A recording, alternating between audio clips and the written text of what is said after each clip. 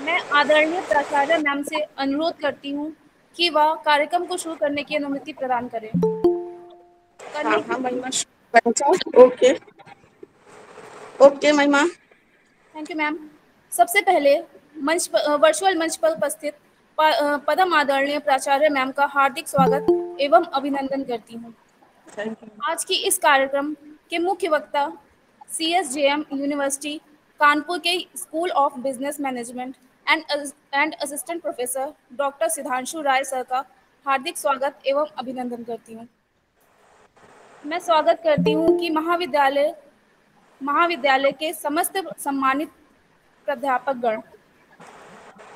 आज के इस ऑनलाइन मेंटोरिंग सेशन की थीम है लीन startup and minimum viable products और बिजनेस। MPV को शुरुआती ग्राहक को संतुष्ट करने और भविष्य के उत्पाद विकास के लिए प्रतिक्रिया प्रदान करने एवं इसके आधार पर उत्पाद को और अधिक बढ़ाने अथवा सुधार करने की एक तकनीक के रूप में परिभाषित किया जा सकता है। इस कार्यक्रम का मुख्य उद्देश्य महाविद्यालय की छात्राओं को उद्यमिता और स्टार्टअप के बारे में प्रोत्साहित करना एवं उद्यमिता कौशल विकसित करना है। इस विषय पर व्याख्यान देने के लिए मुख्य वक्ता एवं mentor doctor Sudhanshu Rai sir हमारे साथ मौजूद हैं। मैं IISc प्रभारी श्रीमती गौसिया नायाब मैम से निवेदन करती हूँ कि वह आज के हमारे मुख्य वक्ता से हम सभी का परिचय कराएं। धन्यवाद।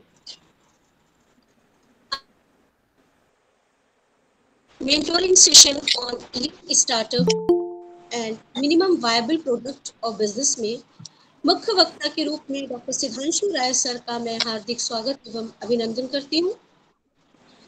Doctor Siddhanshu Rai sir CSJM university school of business management में असिस्टेंट प्रोफेसर के पद पर कार्यरत हैं। इसके साथ ही आप कानपुर शहर के जाने माने सोशलिस्ट भी हैं।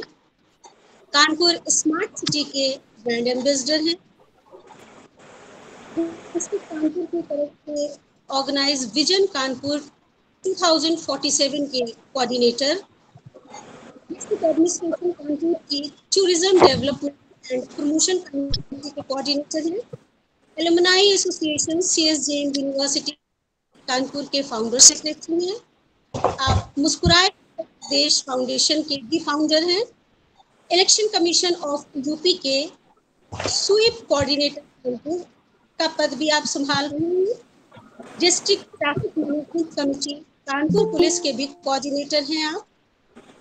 इसके साथ ही आप आत्मनिर्भर कानपुर के convener, employment bureau, placement cell, counselling cell के फाउंडर इंचार्ज और CSJM university innovation foundation Kanpur के डायरेक्टर हैं।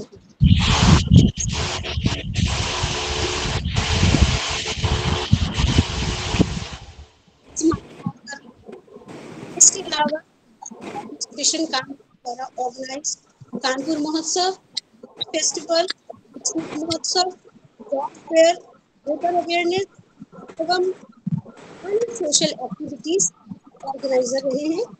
मैं बहुत ही आदर के साथ डॉक्टर सिद्धांशु राय सर से आज के इस सेशन को शुरू करने के करती हूँ और कि प्लीज आप सब माइक बंद रखें। Doctor Sudhanshu Rai sir, please you most welcome. Thank you very much ma'am. Ma'am आवाज आ रही है? अगर जी सर आवाज आ रही है। गौसिया मैम आप अपना बस माइक को ओपन रखिएगा, क्योंकि कोई एक कोऑर्डिनेटर को जरूर ओपन रखना चाहिए और सभी लोग माइक को ऑफ कर लें, जिससे कि कोई डिस्टरबेंस ना क्रिएट हो, because this is a short session और हम लोग थोड़ी सी बातों में ही आपस में जितना मैक्सिमम हम लोग एक दूसरे से शेयर कर सकें। मैं ये नहीं बोलूंगा कि आज की आई एम ओनली अ की स्पीकर। हमारे मध्य सबसे पहले मैं परमादरणीय प्रधानाचार्य प्राचार्य महोदय को नमस्कार करता हूं कि आपके एक पैट्रोनेज में ये प्रोग्राम ऑर्गेनाइज किया जा रहा है। और मैं सबसे ज्यादा आभारी हूँ डॉक्टर गौसिया मैम का। गौसिया मैम से हम लोग की बहुत पुरानी मुलाकात है और एक थोड़ा सा समय हम लोग का साथ में रहा था, but she is a very energetic and very creative personality. और आज आप लोग के कॉलेज में उसमें और चार चांद लगा रही हैं, जैसा कि मुझको सुनने में आता रहता है। तो आज का जो टॉपिक आज में डॉक्टर गौजिया ने जो अपने बच्चों के लिए रखा है, क्या आवाज क्लियर है? यस सर, बिल्कुल क्लियर है। तो जो आज का सेशन है स्टार्टअप से related, the lean startup and the minimum viable product. ये कुछ पॉइंट्स ऐसे हैं जो समय की मांग के अनुसार जरूरी हैं। First of all, the person must be aware about the startup. What is startup? Startup होता क्या है? मैं यहाँ पे थोड़ा सा डिफरेंट स्टाइल भी अडॉप्ट करूंगा, मैं टू वे भी रखूंगा।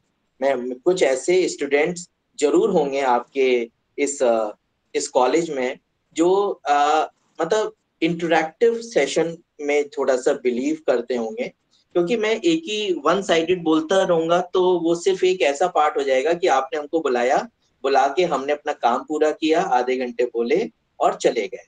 तो उसका कुछ रिजल्ट जरूर जरूर हम लोग के साथ में निकल के आना चाहिए, जिससे कि मैं भी इंकरेज होता रहूं कि जो मैं बोल रहा हूँ उस पे बच्चे लोग जो स्टूडेंट्स हैं वो इंटरेस्ट ले रहे हैं और उन्होंने फीडबैक दिया। तो जो स्टार्टअप जो इस समय, यस मैम।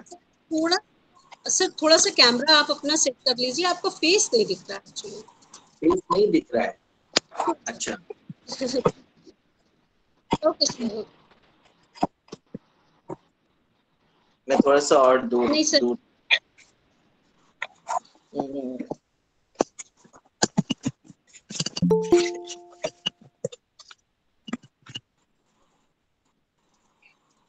अच्छा, अब आया मैम? नहीं अब है तो, बट ये आपका हॉरिजॉन्टल दिखाई दे रहा है सर, इसको थोड़ा सा कर लीजिए।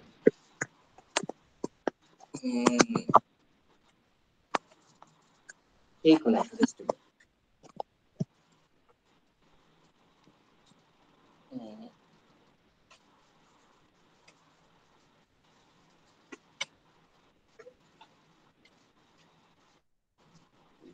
अभी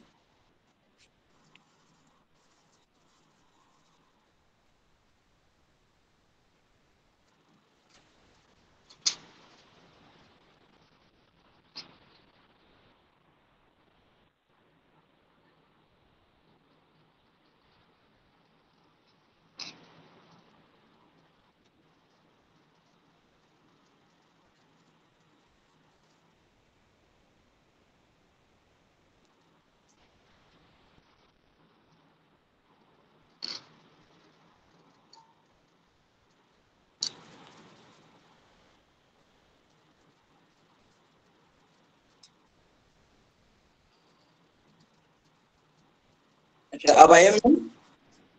yes sir, it's okay. Okay, right. So जो स्टार्टअप की बात हम लोग बात कर रहे थे कि स्टार्टअप इस समय का लेटेस्ट क्रेज है लोगों के अंदर, जो बच्चों के अंदर, की जहाँ पे उनको ये कहा जाता है, जब भी कोई एक अच्छा स्पीकर आता है वो कहता है कि नौकरी लेने की बजाय नौकरी देने वाला बनो। एक बहुत अच्छे अच्छे स्पीकर का ये बहुत एक ऐसा एक स्टेटमेंट बन गया है ये, और जिसको कि पेपर भी बहुत अच्छे तरीके से छापता है कि वो आए, उन्होंने बोले कि नौकरी लेने की बजाय नौकरी देने वाला बनो। बट ऐसा नहीं है कि नौकरी देना बहुत ही आसान चीज है। नौकरी देने के लिए जो स्टार्टअप, जो कंपनी आप फॉर्म करने जा रहे हैं, वो चीज बहुत ही आसानी से हो जाती है। सुनने में बहुत ही अच्छा लगता है स्टार्टअप, मगर बच्चों को ये जरूर समझना चाहिए कि स्टार्टअप का मतलब होता क्या है। स्टार्टअप हम लोग किसको बोलेंगे? स्टार्टअप नॉर्मली एक कंपनी का फॉर्मेशन होता है कि कंपनी को हम फॉर्म करने जा रहे हैं, या फिर एक उसका दूसरा पहलू ये होता है कि एक नया प्रोडक्ट, हम एक पुरानी कंपनी के अंदर नए प्रोडक्ट की शुरुआत कर रहे हैं। ये दो तरीके से हम लोग स्टार्टअप, लीन स्टार्टअप की डेफिनेशन देते हैं कि एक ऐसा कंपनी जो कि हमने नई उसको फाउंडर बने, हम एज एन उसके स्टार्टअप फाउंडर हो गए।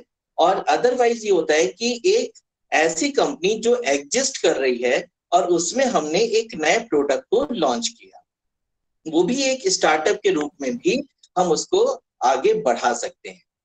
जहां तक मिनिमम वाइबल प्रोडक्ट की बात है, तो वो चीज एक होती है कि हमने एक ऐसा प्रोडक्ट तैयार किया इनिशियल लेवल पे वो इनिशियल लेवल पे जहां पे हम एक कॉमन पर्सन जो जनरल पब्लिक है, कॉमन पब्लिक के अकॉर्डिंग वो सब फैसिलिटीज हम उस प्रोडक्ट में उनको प्रोवाइड करें, जिससे कि हम आगे चल के जब उस प्रोडक्ट को हम काफी वायबिलिटी उसकी मेंटेन रखने के लिए उसको जब हम काफी ग्रेटर स्केल पे उसको लॉन्च करते हैं, तो वहां के लिए ये इनिशियल स्टेज बहुत जरूरी होती है, जहां पे यही जो कस्टमर है उस लॉन्गर जब एक स्केल पे हम जब बढ़ाने के लिए यही लोग उसको आगे प्रमोट करने में एक महत्वपूर्ण भूमिका निभाते हैं।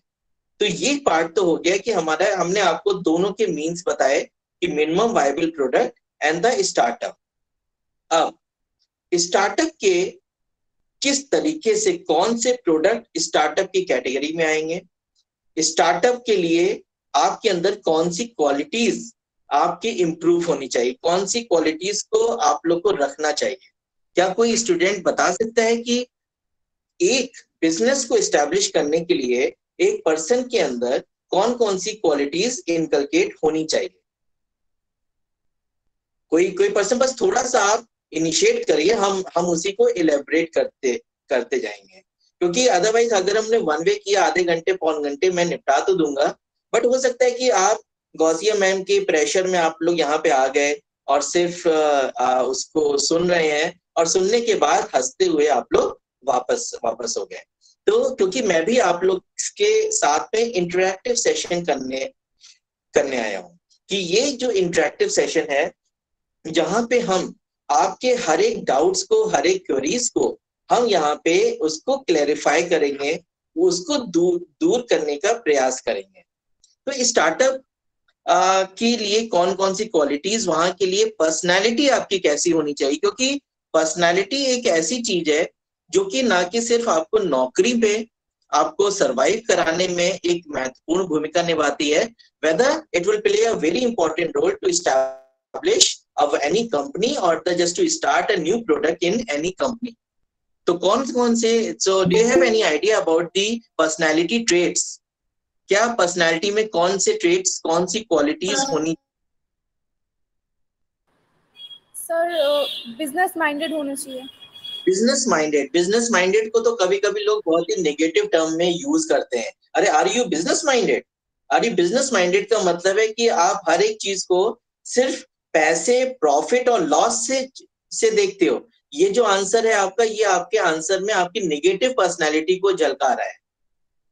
ये ऐसा चीज नहीं है कि इससे आपको लगेगा कि I am a business minded. Business minded को जनरल वे में बोला जाता है कि पर्सन हमेशा प्रॉफिट और लॉस के बारे में ही बात करता है, बिकॉज बहुत सारे ऐसी ट्रेड्स होती हैं जो इन सब पैसों से, फाइनेंस से, प्रॉफिट लॉस से ऊपर की चीज है, जो आपकी पर्सनालिटी का एक्चुअल ट्रेट्स, एक्चुअल क्वालिटीज होनी चाहिए।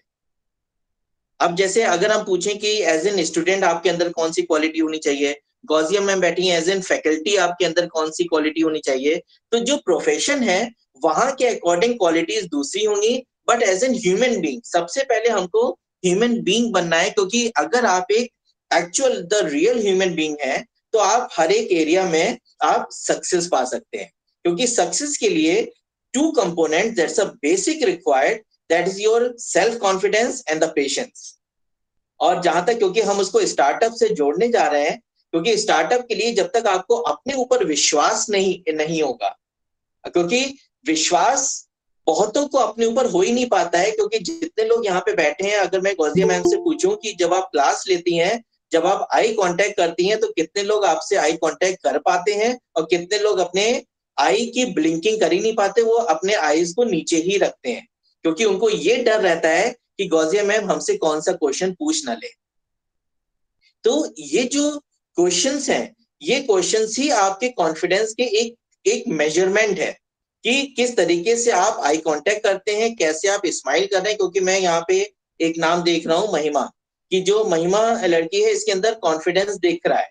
तो ये जो कॉन्फिडेंस क्या हो रहा है कि आप कंटिन्यू, पहली बात तो आपका वीडियो ऑन है, वीडियो ऑन के साथ में आप इस चीज को बिल्कुल भी डर नहीं रहे हैं कि सर हमसे कुछ भी पूछेंगे, so I will be ready to give an answer.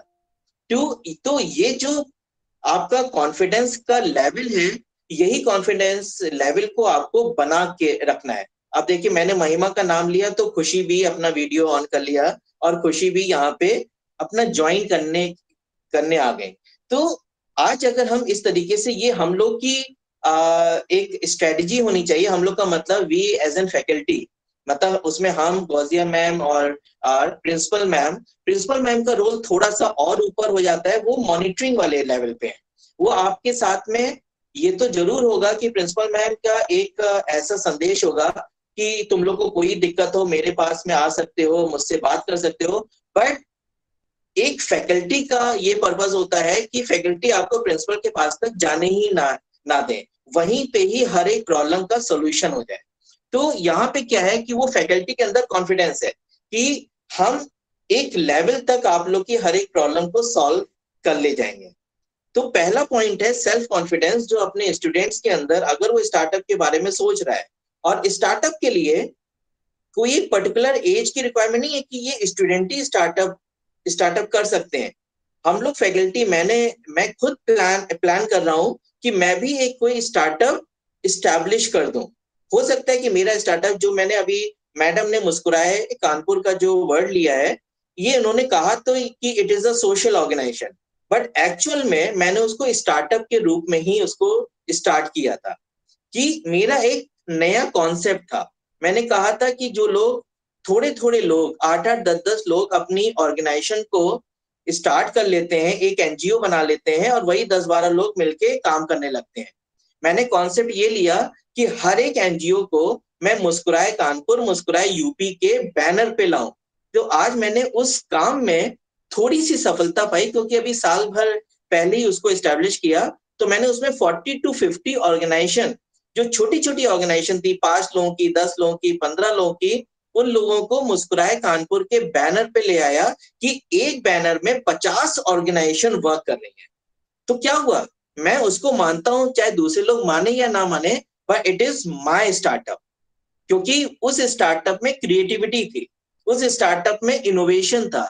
तो आप लोग के लिए हर एक चीज, हर एक एक्टिविटी जिसमें कि क्रिएशन हो, क्रिएटिविटी हो, इनोवेशन हो, कुछ नयापन हो, दोनों में डिफरेंस क्या है? एक कहता है इनोवेशन कि आप पुराने को नए तरीके से करना, और क्रिएटिविटी कहता है नई चीज को उत्पन्न करना।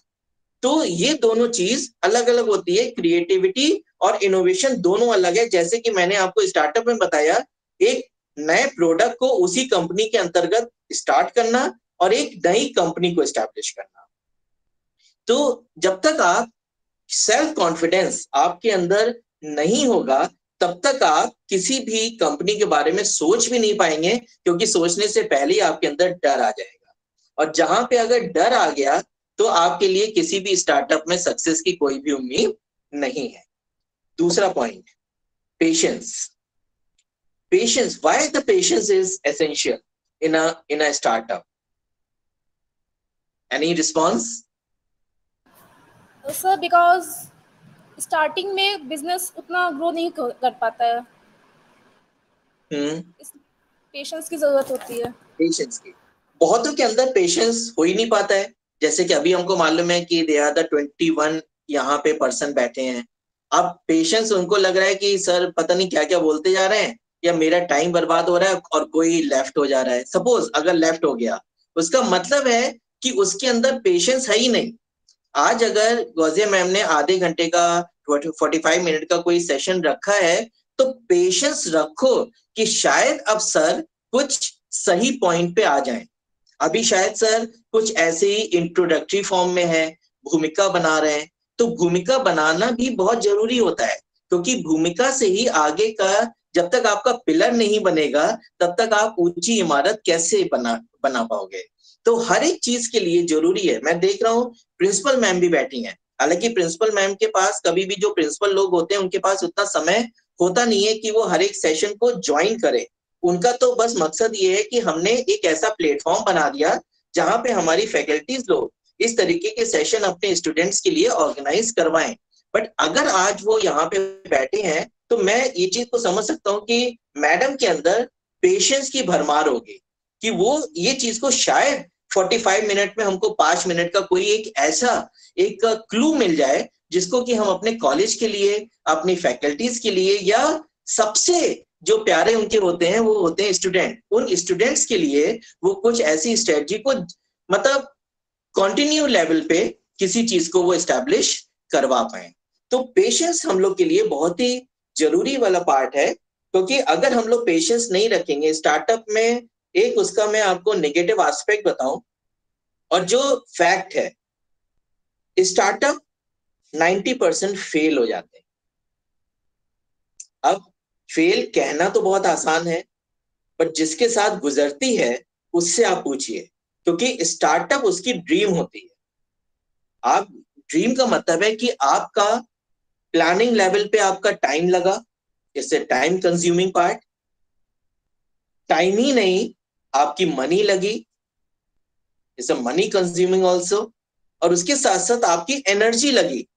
तो टाइम तो हम लोग आज की डेट में कहते हैं सबसे प्रेशियस है, बट आपकी जो एनर्जी लग रही है, आप जिस एनर्जी को दूसरे कामों में आप यूज करके अपना एक अलग कुछ बेनिफिट आप पा सकते थे, उस बेनिफिट की बजाय आपने अपने ड्रीम प्रोजेक्ट में जो आपका स्टार्टअप था उसके लिए आपने लगाया, और हो सकता है कि 1 साल के बाद आप स्टेप बैक हो गए और आपको कोई भी सफलता नहीं मिली।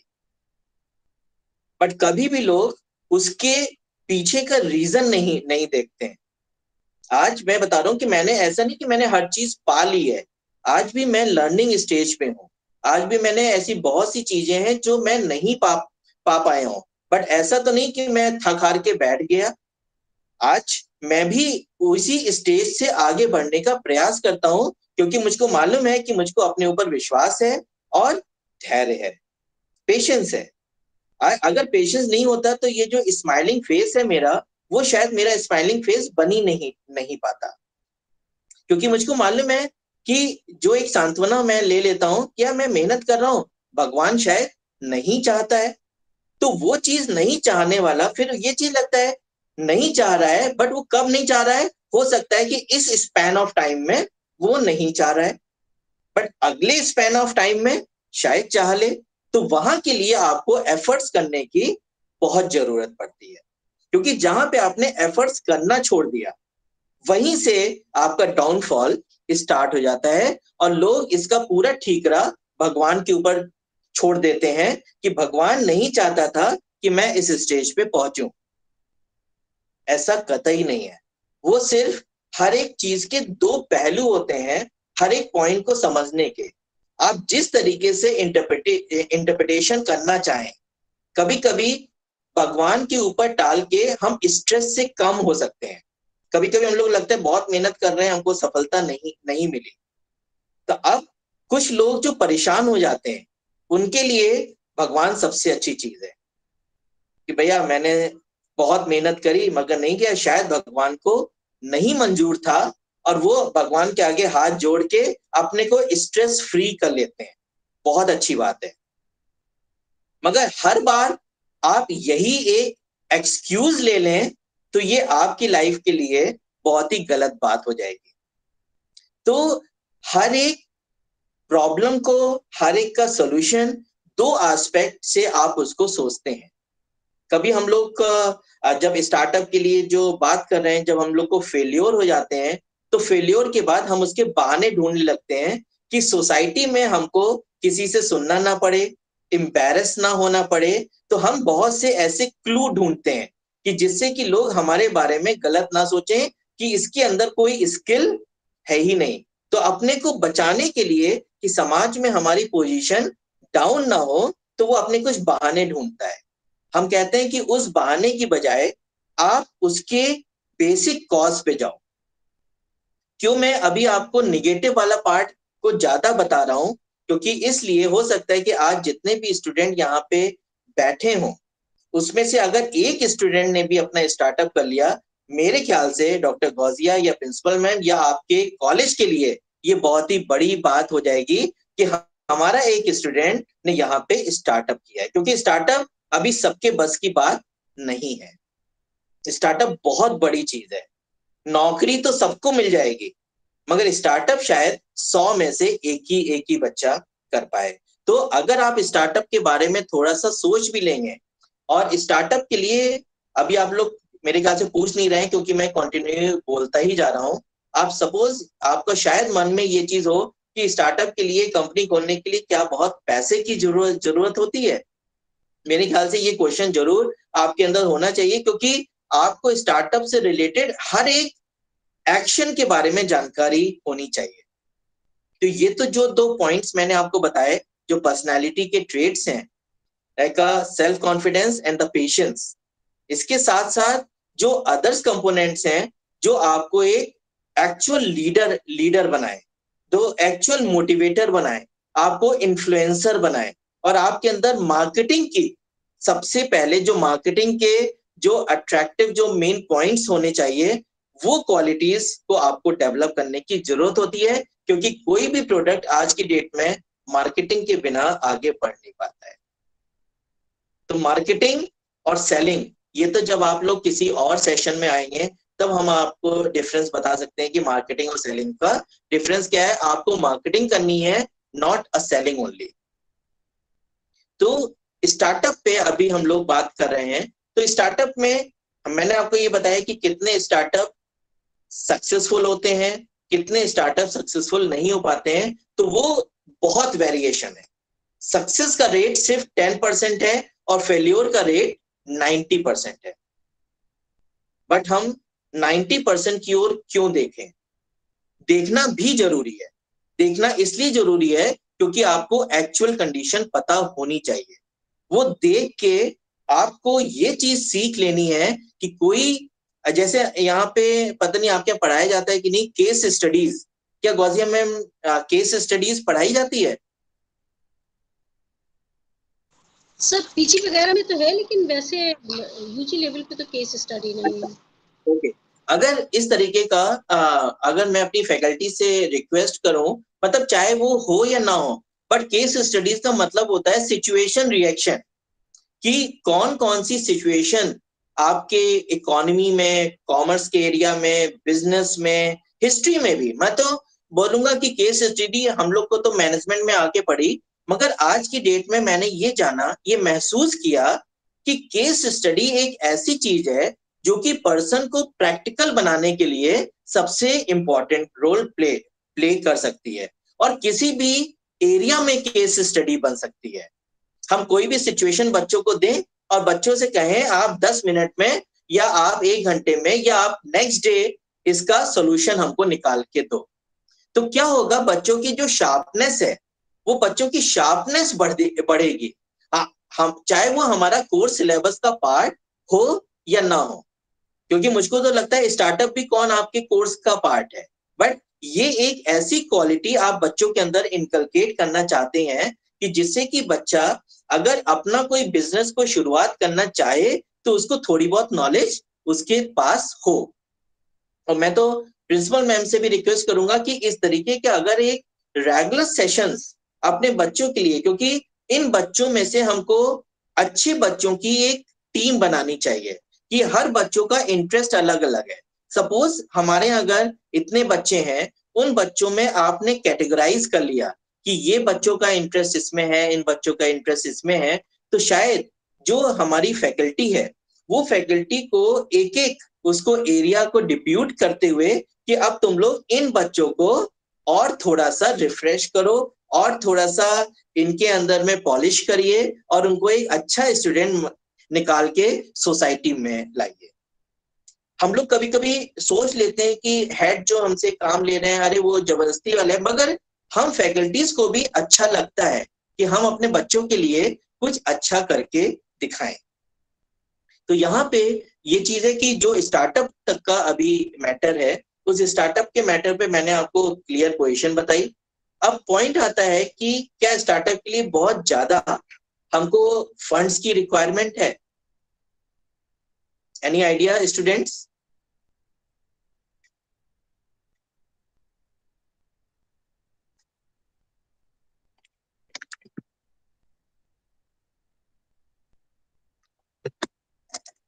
स्टूडेंट्स कुछ बोलेंगे? तो एनी आइडिया कि क्या हमको स्टार्टअप के लिए फंड्स की रिक्वायरमेंट होती है? सर यस सर होती है। कितनी? बहुत ज्यादा कि जिसको कि आप लोग उस फंड को सोच के आप लोग डर जाएं? नहीं उतनी नहीं, फिर भी होनी चाहिए। कितनी अंदाजा? सर फिर भी 50,000। 50,000? अच्छा, 50,000 में तो मेरे ख्याल से क्या कोई ऐसा 50,000 का जहां से सोच के आपने बनाया, ऐसा कौन सा प्रोडक्ट आप तैयार कर सकते हैं, अपनी कंपनी तैयार कर सकते हैं 50,000 में? सर अगर कुछ क्रिएटिविटी करेंगे तो उसके लिए रॉ मटेरियल्स के लिए पैसा लगेगा। अच्छा, क्रिएटिविटी क्या आप स्कूल के अंदर ही कर ले जाएंगे या कॉलेज के अंदर कर ले जाएंगे? क्या आपको जगह की जरूरत नहीं है? क्या आपको जगह के साथ में वहां पे जो मतलब एक रेगुलर जो एक्सपेंडिचर्स होते हैं वो क्या नहीं लगेंगे? इतना भी चीजों को मतलब उस पे असेसमेंट करो। कैसा नहीं कि लोगों के कहने से आप मेरे वर्ड से समझ गए होंगे, अरे सर जो कहना चाहते हैं लगता है कि इसमें ज्यादा पैसा लगेगा नहीं। ऐसा नहीं है कि स्टार्टअप 85,000 में हो जाएगा। स्टार्टअप के लिए 50 लाख की भी जरूरत है, 10 लाख की भी जरूरत है, 5 लाख की। ये नहीं कि 10-20 हजार में स्टार्टअप। हाँ, उस लेवल से आप शुरू कर सकते हैं। सपोज आप स्टेप बाय स्टेप बढ़ेंगे। अभी आपको प्लेस लेने की क्या जरूरत है? सपोज आपका घर है, उस घर से ही आपने किसी काम को शुरू किया, तो क्या हुआ? आपका जो घर का खर्चा था, जब आप उसकी वर्थ निकालेंगे तो कॉस्टिंग हाई हो जाएगी। पर जब आप देख रहे हैं कि एक चीज हमारे पास है, उसका मल्टी यूटिलाइजेशन कैसे किया जा सकता है, तो आप उसमें घर की बिजली इन सब चीजों को मत जोड़िए। आप अपने साथ में आपने एक स्टार्टअप में 2 लोग की भागीदारी बहुत अच्छी मानी जाती है कि अगर 2 लोग मिलके, पहली बात तो आपको डबल माइंड मिल जाएगा, डबल एनर्जी मिलेगी और टाइम का मैनेजमेंट हो जाएगा। और उसके साथ आपको सिर्फ और सिर्फ एक विश्वास क्रिएट करना पड़ेगा, ट्रस्टवर्दी एनवायरनमेंट। तो ये ट्रस्टवर्दी एनवायरनमेंट दोनों पार्टनर्स के बीच में होना चाहिए। अब स्टार्टअप कौन कौन से हो सकते हैं? आपने जैसे 50,000 रुपए का बताया, तो 50,000 में आप कौन सा प्रोडक्ट, कोई ऐसे आइडिया दे दो। हो सकता है कि तुम गलत बोलो, मगर मैं गलत को आपको चीज को बता दूंगा। सर जैसे चेयर हो गई। चेयर? सर उसमें कुछ अपनी क्रिएटिविटी डाल के कुछ नया इन्वेंट कर सकते हैं। चेयर में क्या क्रिएटिविटी डाल सकती हो?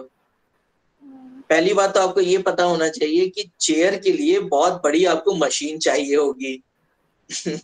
तो चेयर वाला तो आपका कॉन्सेप्ट मतलब सिरे से खारिज हो जाएगा। तो चीजें वो आप रखिए कि जहां पे आपको बड़ी लेवल की कोई मशीन की जरूरत ना हो शुरू में, तभी तो 50,000 में आप कोई चीज को शुरुआत कर पाएंगे। नहीं तो वो मशीन ही आपकी 10-20 लाख की आ जाएगी, क्योंकि उसका पूरा मोल्ड बनेगा, उसमें वो प्लास्टिक जाएगा, पहले वो गर्म होगा, गर्म के बाद में फिर वो ठंडा होगा। तो उसके लिए तो बहुत बड़ी आपको एक ऐसी प्लेस की जरूरत होगी जहां पे ऑलरेडी वो सेटअप हो। 50,000 में आप सपोज पेपर बैग बना सकते हैं। 50,000 में आप वेस्ट वाला मैनेजमेंट का करके वेस्टेज से बेस्ट प्रोडक्ट बना सकते हैं। 50,000 में हैंडमेड प्रोडक्ट्स बन सकते हैं। अभी जैसे कानपुर में एक एग्जाम्पल है, एक फूल करके, जो मंदिरों से फूल को कलेक्ट करते हैं और उसका वो प्रोसेसिंग करके वहां पे अगरबत्ती और धूपबत्ती बनाते हैं, और वो वर्ल्ड वाइड फेमस हो गया। अब आपने नाम तो बहुत सुना होगा, क्योंकि मैं जैसे ही बोलूंगा आप तुरंत बोलेंगे हाँ मैंने नाम सुना है, MBA चाय वाला। तो अब वो क्या था बंदा, चाय वाला तो ठेले पे भी बनती है, उसने शुरुआत तो ठेले से ही की, बाद में उसने आउटलेट ले लिया, आउटलेट लेने के बाद फ्रेंचाइजी देने लगा, आज वो करोड़ों में खेल रहा है। इस तरीके के, अब जैसे अभी मैं फेसबुक देखता हूँ, आजकल सभी लोग देखते होंगे, उसमें रील्स आती हैं, तो एक ग्रेजुएट चाय वाली उसी के अकॉर्डिंग आ गई। एमबीए चाय वाला हुआ तो उसने ग्रेजुएट चाय वाली। और हो सकता है कि अब आपके यहाँ बहुत सारे लोग एक इन्फ्लुएंस हो जाएं तो प्रोफेसर चाय वाले आ जाएंगे। तो उस तरीके का, या आप जैसे लोग, जो लोग ग्रेजुएट चाय वाली, जैसे वहां पे मैंने देखा था अभी किसी शहर में, वहां पे उसने शुरू कर दिया और कहने लगी कि पर डे 10,000 की चाय बेचती है। 10,000 की जो चाय बेचेगा 5,000 का तो नेट प्रॉफिट हो जाएगा। और 5,000 के नेट प्रॉफिट से आप समझ लीजिए 1.5 लाख रुपए अर्निंग, कुछ नहीं। और उसके बाद, क्योंकि जब इस तरीके का इनोवेशन होता है तो आज की डेट में यूट्यूब भी आपको, आप ऐसी जो अपनी रील बना के यूट्यूब पे डालिए और वहां से वो भी स्टार्टअप है। मैडम आप लोग मतलब जान के मतलब आश्चर्यचकित होंगे कि जो ये यूट्यूब और इंस्टाग्राम, ये जो रील्स हैं, ये भी एक तरीके का अर्निंग प्रोफेशन है। क्या वो भी ऐसे नहीं कि ऐसे ही अर्निंग हो जाती है, वहां पे आपका क्रिएशन, जो क्रिएटिविटी है, उसी के बेस पे लोग आपको लाइक करते हैं। तो एक तरफ तो आप एमबीए चाय वाला अपने उससे कमा रहा है, दूसरा जो उसके रील्स को लाइक करने वाले मिलियंस में है, उसकी वजह से उसको पैसा आ रहा है। तो आप लोग थोड़ा सा सोचिए कि क्या यहाँ पे इस तरीके का कोई हम लोग प्लान कर सकते हैं। अभी आप लोग ने ऑनलाइन सपोज मुझको बुलाया, या आप किसी और को एक बार फेस टू फेस किसी के साथ में, किसी को रायबरेली में कोई ऐसे लोग हों जो इस तरीके के वर्क को करते हों, उनको अगर आपने बुला के इन बच्चों से इंटरेक्ट कराएंगे तो हो सकता है कि आज के सेशन के बाद इनको वो पर्सन बहुत ज्यादा इन्फ्लुएंस कर ले जाए और यहीं से कोई 1 या 2 बच्चे स्टार्टअप की ओर बढ़ जाएं। हमको रिजल्ट हमारा तभी पॉजिटिव होगा जब इस तरीके के सेशंस करने के बाद में कोई अपना इंटरेस्ट दिखाए कि अब मुझको स्टार्टअप के बारे में सोचना है। क्योंकि नॉर्मली हम लोग अपने टाइम को पास कर रहे हैं, सेशंस कर दिए, ये कर दिया, वो कर दिया, बस ओवर। अगर इसके बाद में हम लोग उसके बारे में कंटिन्यू लेवल पे कुछ डिस्कशंस करते जाएं, क्योंकि एकदम से स्टार्टअप नहीं होगा, पहले उस पे सिटिंग्स होंगी, डिस्कशंस होंगे, और इस तरीके से करने के बाद हम लोग एक स्टेज पे पहुंचेंगे जहां पे हम लोग कह सकते हैं now I am at the stage to start any startup with the support of the college. तो कॉलेज को भी प्राउड फील होगा और बच्चों को एक प्रोफेशन मिल जाएगा और फैकल्टीज को खुशी होगी कि उनका स्टूडेंट ने आज इस लेवल पे आगे बढ़ा। और आज का जो समय है वो स्टार्टअप जो करते हैं, फाउंडर ऑफ द स्टार्टअप को बहुत जल्दी पब्लिक लाइक कर रही है, क्योंकि पब्लिक सिर्फ और सिर्फ क्रिएटिविटी और इनोवेशन और अट्रैक्शंस को लाइक करती है। और आपके अंदर वो अट्रैक्शन दिखेगा कि देखिए कितना बढ़िया बच्चा है, अभी 15 साल का है, 16 साल का, 18 साल का है, और उसने अपनी कंपनी खोल ली। ये कंपनी का अट्रैक्शन कैसे मार्केट में आएगा? Through the marketing. अब वो मार्केटिंग के फंडे अलग होंगे।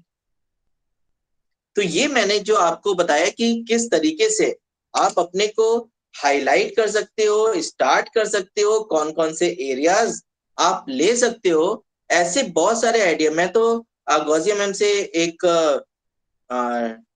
इंस्ट्रक्ट करूंगा या रिक्वेस्ट करूंगा कि इन बच्चों को आप इनके आइडिया के लिए एक टाइम दे दीजिए कि तुम लोग को इस सेशन के बाद जो भी चीज समझ में आ रही हो, अगर वो चाहे तो आपको वो लिख के वो चीज दे, या आप उसके साथ में आप डिस्कस कर लीजिए, या आप ऐसा करके कि जो बच्चों के जो डाउट्स आ रहे हैं उसको आप मुझको शेयर कर दीजिए और मैं उस डाउट्स पे उनको क्लैरिफाई उसी टेक्स्ट मैसेज पे क्लैरिफाई कर दूंगा।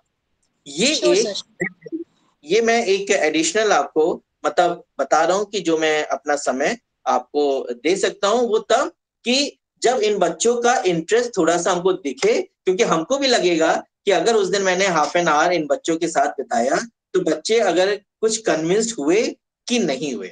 और सभी बच्चे एक बात का ध्यान रख लें, हम टीचर्स के लिए हर बच्चा इंपॉर्टेंट है, और हर बच्चा समान है।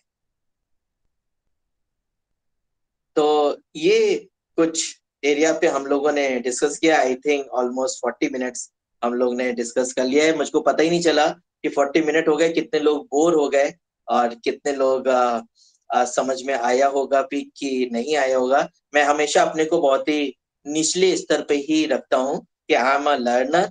मैं खुद बहुत सी चीजें सीखता हूँ और कभी भी I am not a perfect, और मैं तो ये बोलूंगा nobody is perfect in the world. कोई भी परफेक्ट नहीं है। तो हमारे बच्चे भी हमारे लोगों के लिए एक कोई ना कोई एक रास्ता है हमको भी कुछ सिखाने के। तो महिमा से मैं बहुत ज्यादा इन्फ्लुएंस हो रहा हूँ, मतलब नॉन वर्बली सिर्फ आपकी पिक्चर को ही देख के कि चेहरे पर एक स्माइल है, स्माइल शो करती है कॉन्फिडेंस और आई कांटेक्ट करती है। और इस तरीके से और भी जिनको मैं नहीं देख पा रहा हूँ उसके लिए बोल नहीं रहा हूँ। तो महिमा से मेरा कोई प्रॉपर सिर्फ यहीं पे ही इंटरेक्शन हो रहा है, इसलिए मैं बार बार नाम ले रहा हूँ, क्योंकि इस नाम के लेने की वजह से दूसरे लोग भी थोड़ा सा इन्फ्लुएंस होते हैं कि सर हम भी कुछ बोला करें तो जो स्पीकर आए या जो टीचर हो वो मेरा भी नाम ले। क्योंकि हम लोग को भी अच्छा लगता था, आज से 10-15 साल पहले मैं भी आप लोग की स्टेज पे था और मुझको भी अच्छा लगता था कि कोई टीचर हमको नाम से हमको बुलाए, तो उसके अंदर ऑटोमेटिकली एक एनर्जी आ जाती है। तो दैट्स ऑल फॉर टुडे। मुझको पता नहीं कैसा सेशन है या रहा, बट कभी भी गौजिया मैम इनवाइट करेंगी मैं आप लोग के साथ में इसी तरीके से ऑनलाइन रूबरू हो जाऊंगा। बट अगर यही बच्चे हैं तो मैं उसमें बस ये चाहूंगा कि बच्चे अपना एक फीडबैक जरूर दे दें, नेक्स्ट टाइम पे एक स्टेप आगे हमको दिखें कि जो आज आपकी स्टेज थी उससे एक स्टेप आगे नेक्स्ट टाइम हो। तो गौजिया मैम क्योंकि एक 1:45 से था, मैंने हालांकि 2 बजे से बोल दिया था बच्चों को कि 2 बजे से क्लास है, तो अगर आप इजाजत दें तो इसको खत्म किया जाए। ओके सर, कोई बच्चे कुछ पूछना चाहते हो तो पूछ सकते हैं, अदरवाइज सर की क्लास भी है। तो महिमा मैं चाहूंगी कि आप सर 10 मिनट और हमें दें तो ये फॉर्मल तरीके से इसको एंड अप किया जा सके। ठीक है महिमा,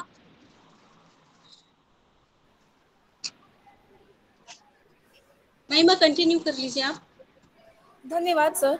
अपने व्याख्यान से हम सभी में ऊर्जा भरने एवं अत्यंत लाभप्रद जानकारी प्रदान करने के लिए आपका हार्दिक धन्यवाद। Thank you. अब मैं महाविद्यालय की प्रेरणा स्रोत परम आदरणीय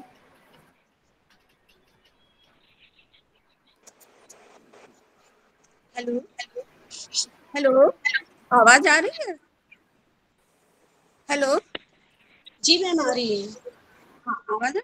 थैंक यू महिमा। सबसे पहले तो मैं अपना बहुत बहुत धन्यवाद आभार सुधांशु जी को देना चाहूंगी, जिन्होंने हमारे कॉलेज को इतना समय दिया। और गौसिया मैम आपका भी बहुत बहुत आभार।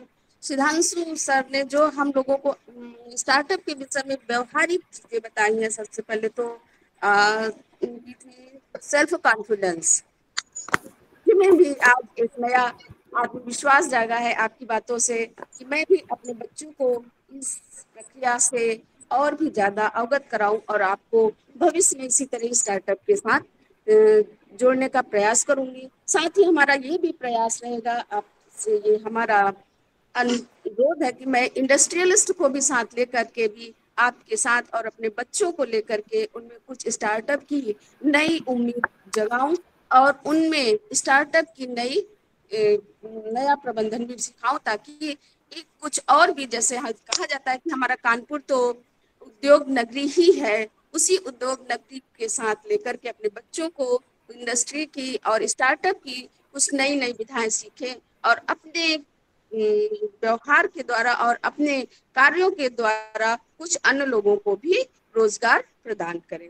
आपका बहुत बहुत धन्यवाद। आपने हमारे बच्चों को, हमारी फैकल्टी को इतना समय दिया, इसके लिए आप बहुत बहुत आपका शुक्रिया। बच्चों के भविष्य से आप जुड़े रहेंगे, ये हमारे लिए एक परम सौभाग्य की बात है। और स्टार्टअप के साथ हम बच्चों को मोटिवेट करेंगे कि इस प्रक्रिया को और आगे बढ़ाएं और अन्य लोगों को भी, समाज के अन्य लोगों को भी इसके साथ साथ जुड़े। इसके साथ ही समस्त फैकल्टी मेंबर का और सिद्धांशु जी आपका बहुत बहुत आभार और धन्यवाद। महिमा आपका भी बहुत बहुत धन्यवाद। Thank you ma'am. धन्यवाद मैम, आपके आशीर्वचनों के लिए हम सदैव आपके आभारी रहेंगे। कार्यक्रम के अंत में मैं महाविद्यालय की आईआईसी कन्वेनर डॉक्टर प्रीति तिवारी मैम से निवेदन करती हूँ कि वह सभी को धन्यवाद ज्ञापित करने की कृपा करें। मैं डॉक्टर प्रीति तिवारी, एसोसिएट प्रोफेसर, इस वर्चुअल मंच से सर्वप्रथम आप सभी का अभिवादन करती हूँ। हमारे महाविद्यालय की प्राचार्य ma'am professor doctor Sushma Devi ma'am आज के मुख्य वक्ता, मुख्य अतिथि doctor Siddhanshu Rai, assistant professor management, CHAM university Kanpur, आप लोगों ने इतना अमूल्य समय हम लोगों को दिया, उसके लिए आप मैडम, हमारी प्राचार्य मैडम का और सर का बहुत धन्यवाद। सर, हमारी प्राचार्य मैम के बिना तो, उनके मार्गदर्शन के बिना कोई कार्यक्रम संभव नहीं है। दिशा और दशा जितनी भी होती है कार्यक्रमों की, वो हमको बताती हैं, हमारा मार्गदर्शन करती हैं और तब हमारा कार्यक्रम कार्य रूप में परिणित होता है। इस समय महाविद्यालय में बहुत सारे परीक्षा संबंधी और अन्य प्रकार के कार्य चल रहे हैं, तो इतना कीमती समय उन्होंने दिया, तो सर्वप्रथम हम अपनी प्राचार्य मैम का आभार ज्ञापित करते हैं, कृतज्ञता एवं साधुवाद ज्ञापित करते हैं, धन्यवाद ज्ञापित करते हैं।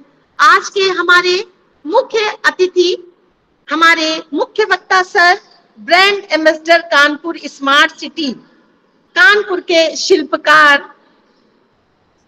हम लोग कागजों में पढ़ते थे, सर के बारे में सुनते थे, गौसिया मैम बताती थी, आज साक्षात देखा सुना, ये हमारा परम सौभाग्य है।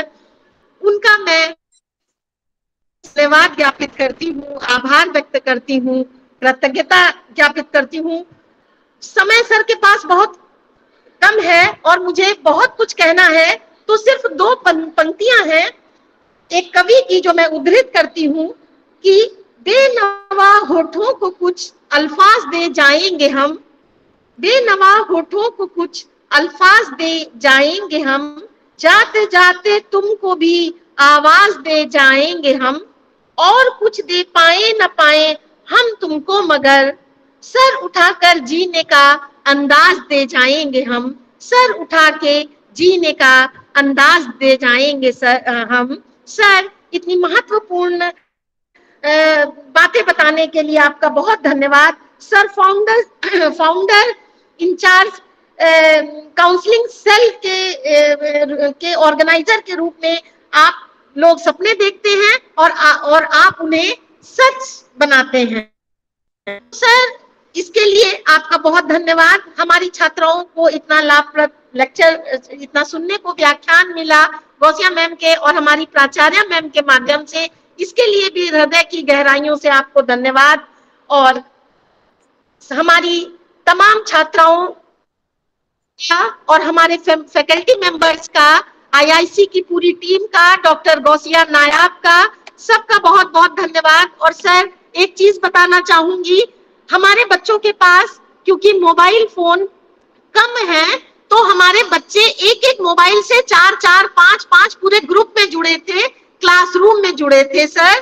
तो उन सभी बच्चों का भी धन्यवाद। और इसी के साथ मैं प्राचार्य मैम की अनुमति से इस कार्यक्रम के समापन की औपचारिक घोषणा करती हूँ। बहुत बहुत धन्यवाद सर, बहुत बहुत मैम धन्यवाद, आप सभी का बहुत धन्यवाद। आगे की इसके लिए मैं गौसिया नायाब मैम को, ओवर टू गौसिया नायाब। धन्यवाद मैम, इतने अच्छे शब्दों में सबका धन्यवाद ज्ञापित करने के लिए, आभार प्रकट करने के लिए। और मैं भी अपनी तरफ से सुधांशु सर का और हमारी प्रिंसिपल मैम का, उन्होंने आज पूरा समय हम लोगों को दिया, इसके लिए बहुत बहुत धन्यवाद सर। उम्मीद करते हैं कि भविष्य में हमें जब भी जरूरत पड़ेगी हम आपको याद करेंगे और इसी तरह आपका लेक्चर हमें इस पर अच्छे अच्छे व्याख्यान सुनने को मिलेंगे, हमारी छात्राओं को उससे लाभ होगा। बहुत बहुत धन्यवाद हमारे साथ जुड़ने के लिए सर, और आप सभी का पुनः धन्यवाद। और मैडम की अनुमति से अब मैं इस कार्यक्रम की समाप्ति की घोषणा करना चाहूंगी। Madam, principal ma'am. Okay madam. Okay, ठीक है, थैंक यू। धन्यवाद धन्यवाद।